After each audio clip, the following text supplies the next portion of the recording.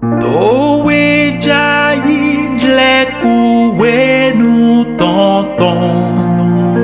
Wenye serpo Jesu lengam tonton. We uvi bubu toloto dido. Mende mando enami pokbede. La ufulo, la ukulo. To wendak be pligoto lo lakbe. Alléluia. Alléluia. Alléluia. Je dis bonjour à tout le peuple de Dieu. Je dis bonjour à tous ceux qui nous suivent des divers pays à travers les réseaux sociaux. Que la grâce du Très-Haut se déverse en abondance sur chacun. Amen. Nous sommes à un temps important de notre année liturgique. Et encore une fois aujourd'hui, l'Éternel veut nous enseigner à travers une femme formidable, la Vierge Marie, la servante du Seigneur, une mère pas comme les autres, une femme qui a reçu la révélation sur son fils et l'a gardé dans le secret et a marché derrière son fils depuis la naissance jusqu'au moment où il devrait assurer la mission pour laquelle il a été envoyé dans le monde. Et ces enseignements servent à nous exhorter, à nous fortifier et à nous rediriger vers la bonne direction. Marie était une femme ordinaire et Dieu en a fait une femme exceptionnelle. Toi à qui une grâce a été faite, le Seigneur est avec toi. Tu enfanteras un fils et tu lui donneras le nom de Jésus. Combien de personnes n'ont pas reçu de visitation au sujet d'un enfant à naître? Chaque maman reçoit à un moment donné un signe, un songe, un symbole, une directive concernant l'enfant qu'elle va porter dans quelque temps. Et parfois, nos mamans, nos épouses voient l'enfant dans leurs rêves, dans leurs songes. Et lorsqu'elles sont très concentrées, elles reçoivent des instructions concernant cet enfant. C'est cela qui fait que parfois il y a des enfants à qui on ne coupe pas les cheveux, par exemple. C'est pour ça que certains parents reçoivent les noms de leurs enfants, les prénoms de leurs enfants, avant même que les enfants naissent. Marie a reçu, un peu comme vous et vous, les femmes d'aujourd'hui, cette visitation, mais dans une condition, un contexte un peu plus particulier. Il sera grand et sera appelé fils du Très-Haut. Et le Seigneur Dieu lui donnera le trône de David, son père. Ça veut dire qu'il vient avec une onction de la royauté. Et Marie, très pure, très pieuse, a engagé une conversation avec l'ange Gabriel qui est venu lui rendre visite. Et elle lui dit, mais ce que tu dis là, c'est très bien, mais moi, je suis fiancée, je ne connais pas encore mon homme, je n'ai pas encore eu de relation intime avec mon mari. Et l'ange lui dit, ne crains pas, quelque chose d'exceptionnel va se passer sur toi. Le Saint-Esprit viendra sur toi et la puissance du Très-Haut te couvrira de son ombre. Même si tu n'as pas eu de relation avec ton fiancé Joseph, l'Esprit Saint va concevoir. Ça veut dire que les autres enfants que tu auras après Jésus seront les demi-frères de Jésus. Ça veut dire qu'ils sont même mère et ils ne sont pas de même père. Parce que le premier, le grand frère, lui, il a été conçu par le Saint-Esprit. Peut-être que ces phénomènes se passent aujourd'hui dans notre monde de ça. Il y a parmi nous peut-être des enfants qui sont conçus par le Saint-Esprit. Et au moment où la femme est hors de sa période de fécondité, elle conçoit. Que le nom de Dieu soit glorifié, révélé, manifesté dans toutes les maisons de Jésus. Amen. Parce que la mission qui est confiée à un enfant conçu de cette façon est une mission d'un gigantisme vraiment indescriptible. Et c'est pourquoi le Saint-Enfant qui naîtra sera appelé Fils de Vous voyez comment est-ce que cette femme, Marie, était une femme exceptionnelle, une femme extraordinaire, parce que la grâce du Seigneur lui a été faite. Et qu'a-t-elle répondu à tout ce que l'ange Gabriel lui a dit? Il dit, je suis la servante du Seigneur, qu'il me soit fait selon sa parole.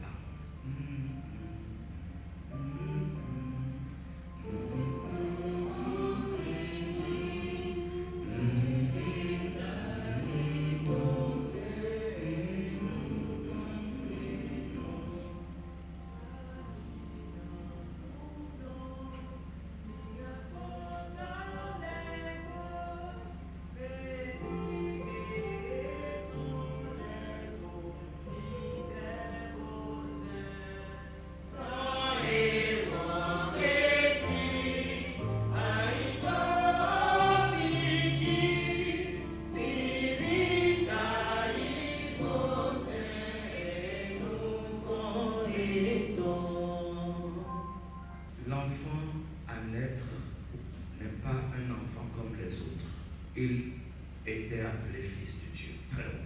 Mais lorsque Marie a reçu cette visitation, elle était dans la joie au point où elle a même chanté un cantique élogieux à l'Éternel. Elle n'avait pas mesuré ce qui l'attendait comme souffrance, meurtrissure, atrocité. Et au 8e jour de l'enfant, il a été amené dans le temple pour être circoncis. Les parents l'ont amené, ils ont vu Siméon qui avait reçu le message de l'Éternel qui ne mourrait pas sans avoir vu le Sauveur. Et Luc 2, verset 30, on dit, ah, mes yeux ont vu le salut. Car mes yeux ont vu ton salut. Aujourd'hui, ce qu'on m'avait annoncé, que je vais voir de mes yeux avant d'être appelé dans mon vieil âge, mes yeux ont vu aujourd'hui. Oui. Salut que tu as préparé devant tous les peuples. Salut qui est destiné à tous les peuples. Lumière pour éclairer les nations et voir Israël ton peuple. Voilà un peu le descriptif de ce qu'est ce Fils. Il apporte le salut au peuple. Il délivre le peuple de la mort qui lui était destinée du fait du péché. Et Ésaïe 53, verset 5, nous dit quelque chose qui nous met au diapason de ce que nous allons entendre tout à l'heure à la croix. Mais il était blessé. Il était blessé, transpercé pour nos péchés. Oui. Brisé pour nos iniquités. Brisé. Les lanières qui tombaient sur lui. La couronne d'épines qui lui était posée sur la tête avec brutalité pour le blesser, fait couler son sang. Le châtiment qui nous donne la paix est tombé sur lui. Le châtiment qui nous dédouane est tombé sur lui. Il s'est donné comme la rançon. Parce que son Père a pour nous un amour sans limite. Oui. Et c'est par ces meurtrissures que nous sommes guéris. C'est par cette douleur qu'on lui a imposée que nous qui sommes assis devant le trône de la croix, nous avons obtenu guérison, nous avons obtenu la vie. Mais lorsqu'ils ont présenté l'enfant le 8e jour pour le circoncire, et que Simeon l'a décrit comme salut de tous les peuples, lumière des nations, gloire d'Israël, les parents étaient dans l'admiration parce que ce qu'on dit de leur enfant, c'est vraiment élogieux. Un enfant vraiment mis à part, un enfant choisi par Dieu, le Fils du Dieu vivant. Vraiment, c'était un honneur, ils étaient dans l'admiration. Mais Siméon a dit quelque chose qui est passé rapidement inaperçu, mais qui a tout son sens. Le verset 35. Et à toi, la maman, une épée va te transpercer l'âme. Afin que ceux-là qui marchent avec ton fils, qui accompagnent ton fils, ceux qui sont dans la réalité, tu puisses le voir. Nous voici réunis au pied de la croix. Ses pieds et ses mains ont déjà été coulés. Dans le deuxième test, ils étaient là. Et avant d'aller à ce niveau de détresse, j'aimerais que vous viviez ce qui s'est passé ce jour. Lorsqu'il a été condamné à tort, on devait condamner Barabbas, mais on a libéré Barabbas, c'est lui on l'a condamné. Il devait porter sa croix pour aller au lieu du crâne appelé Golgotha.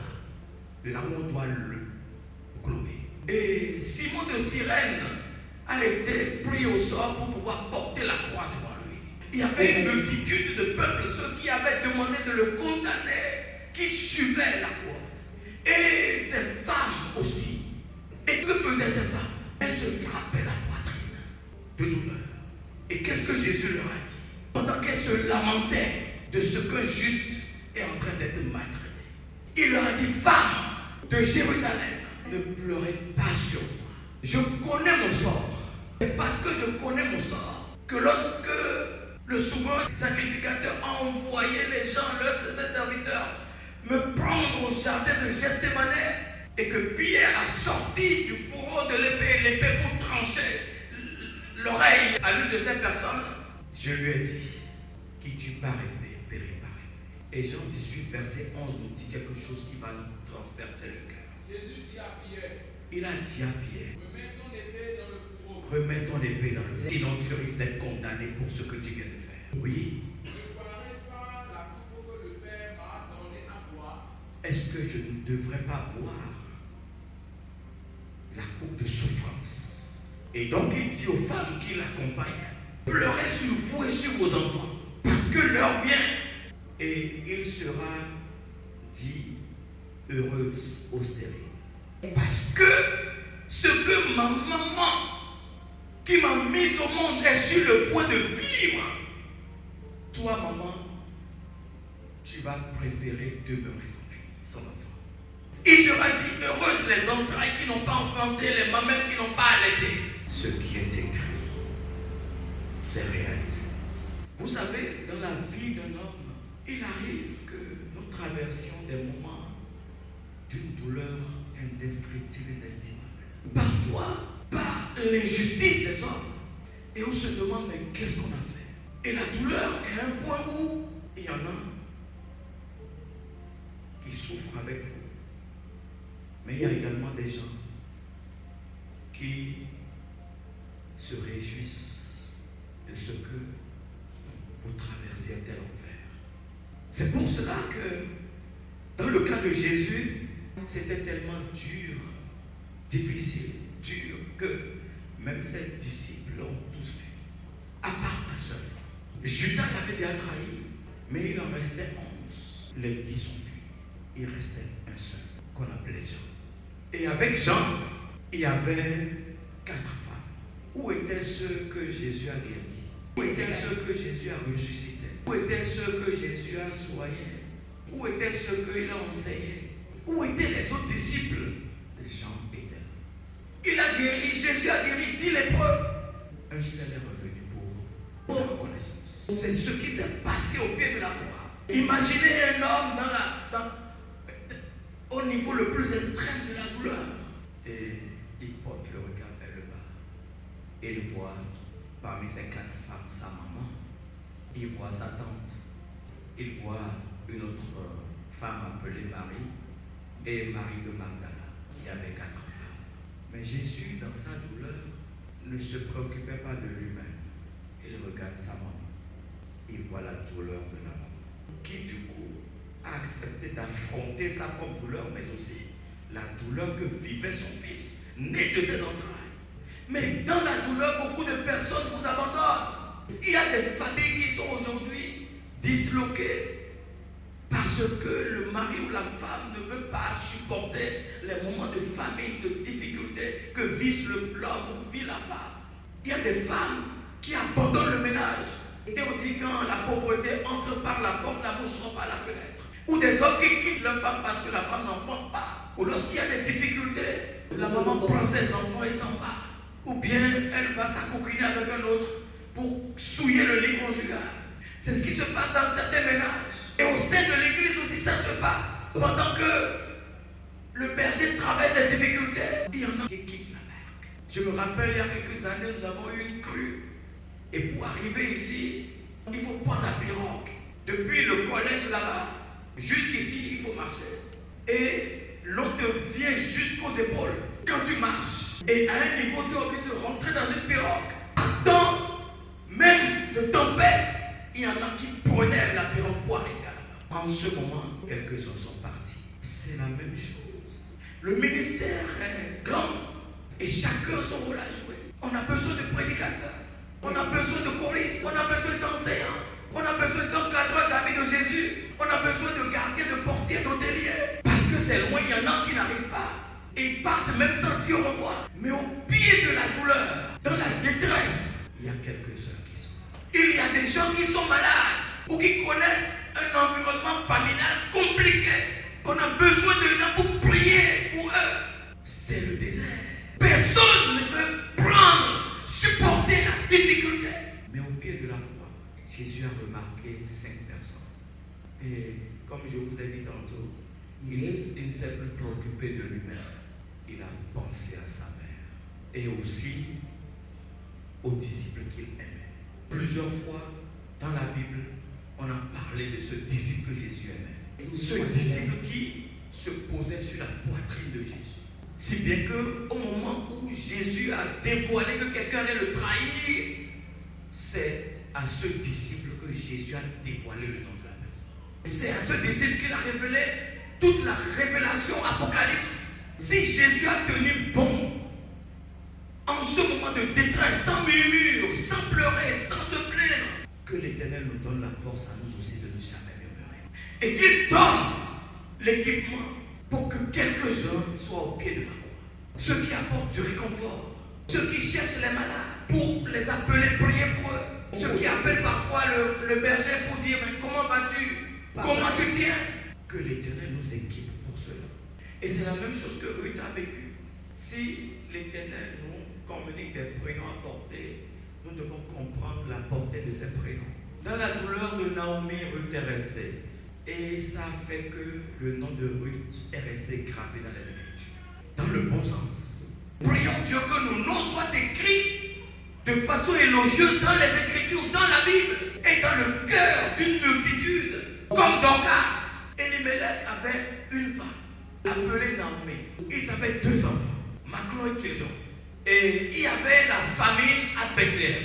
Et ils se sont déplacés dans un pays où il faisait bon vivre, le pays de Moab, pour y demeurer. Mais malheureusement, quelque chose s'est passé. D'abord, les 2 garçons se sont mariés à des Moabites. Machlon et Kiljon ont épousé Orpa et Ruth. Mais malheureusement, Elimelech, le papa, est décédé. Les 2 garçons, Machlon et Kiljon aussi sont décédés. Il restait qui? Il restait Naomi, Orpa et Ruth. Parce que ces couples n'avaient pas encore eu d'enfants. Imaginez une maman qui quitte son pays pour aller chercher à manger là-bas, elle perd tout. Au point où elle était tellement dans l'amertume et dans la douleur qu'elle dit ne m'appelez plus Naomi, appelez-moi Mara. Parce que, oui. Ne m'appelez pas Naomi. Oui. Appelez-moi Mara. Oui. Car le Tout-Puissant m'a rempli d'amertume. Le Tout-Puissant m'a rempli d'amertume. Je suis dans la douleur. Qui ne se retrouve pas dans la douleur comme ça de temps en temps? D'où lui viendra la consolation. D'où lui viendra une once de baume pour l'apaiser. Ce qu'elle a trouvé à faire, Naomi, appelée Mara, c'est de dire à ses belles-filles, rentrez chez vous parce que à votre âge, si vous restez avec moi, vous n'avez plus aucun avenir. Orpa est parti. Mais Ruth a dit quelque chose qui est resté gravé. Et vous allez répéter après moi. Ruth a dit à sa belle-mère, ne me presse pas de te laisser. Ça, c'est une parole que nous adressons à tous ceux auprès de qui on nous a placés, frères et sœurs, pères, mères, dans le Seigneur ou dans la famille, où nous avons un rôle à jouer, nous ne connaissons pas la portée de ce rôle. Aujourd'hui, l'Éternel va faire couler sur nous l'onction qui a travaillé avec Ruth afin que nous soyons équipés pour faire face. Amen. Ne me presse pas de te laisser. Ne me presse pas de retourner loin de toi. Loin de toi. Où tu iras, j'irai. Où tu vivras, j'irai. Où tu t'installeras, je m'installerai. Où tu t'installeras, je t'installerai. Ton peuple sera mon peuple. Ton peuple sera mon peuple. Et ton Dieu sera mon Dieu. Et ton Dieu sera mon Dieu. Où tu mourras, je mourrai. Où tu mourras, je mourrai. Et j'y serai enterré. Et j'y serai enterré. Que l'Éternel me punisse Que l'Éternel me punisse avec la plus grande sévérité. avec la plus grande sévérité. Si autre chose que la mort Si autre chose que la mort vient me séparer de toi. vient à me séparer de toi. C'est pas du réconfort ça. Quand ça va mal, si mon père et ma mère m'abandonnent, l'Éternel me recueillera. L'Éternel utilise ses enfants pour pouvoir recueillir ceux qui sont en difficulté, pour compatir, pour soulager, pour fortifier, pour tenir par la main. Cet engagement de Ruth, c'est un engagement à la mort. Et c'est un modèle à suivre. Et c'est la même chose qu'ont fait les 5 femmes, les 4 femmes et Jean, le disciple que Jésus aimait. Et ils n'ont pas craint d'être frappés comme Jésus. Que faisons-nous? Des liens en apparence lorsqu'arrive la difficulté, la douleur pour nos frères et sœurs. Alors que Paul nous a enseigné dans Romains 12, verset 15, réjouissez-vous avec ceux qui se réjouissent, pleurez avec ceux qui pleurent. Partagez vos peines. Aimez-vous comme des frères et des sœurs. Soyez bons, soyez humbles. Et lorsque Jésus a regardé sa maman, qu'est-ce qu'elle a dit? Oui. Oui. Dit à sa mère. Et ce qui s'est adressé d'abord à sa mère. Femme. Voilà ton fils. Alléluia. Alléluia. Femme, ton fils bien-aimé, le premier-né, est en train de mourir. Et je connais l'amertume que tu as dans ton cœur. Tes enfants, mes petits frères et sœurs, ne sont pas là. Ils ne croient même pas en moi. C'est pour cela qu'ils ne sont pas là, présents à tes côtés. Ma volonté, c'est que tu adoptes. Et oui, non, mais tu Ceux avec qui on s'unit, ce n'est pas seulement ceux avec qui on entretient des liens biologiques. Au pied de la croix, pendant qu'il rendait l'âme, Jésus est en train de reconstruire une nouvelle famille. Et il dit aux disciples qu'il aimait, oui, voilà ta mère. Et dès ce moment, Attendez. Jésus a créé la famille spirituelle. Voici quelqu'un qui va te consoler.